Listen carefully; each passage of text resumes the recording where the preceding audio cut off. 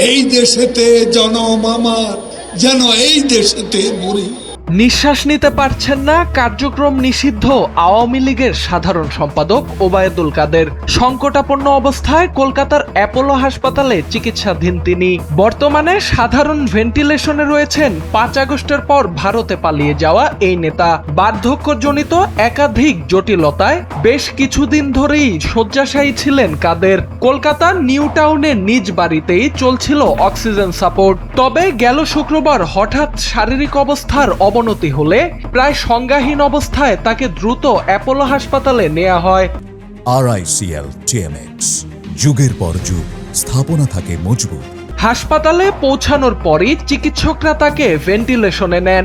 এদিকে হাসপাতাল সূত্র জানিয়েছে, ভেন্টিলেশনে থাকা অবস্থাতেই ওবায়দুল কাদেরকে হাসপাতাল থেকে তার নিজ বাড়িতে ফিরিয়ে নেয়ার সিদ্ধান্ত নিয়েছে পরিবার।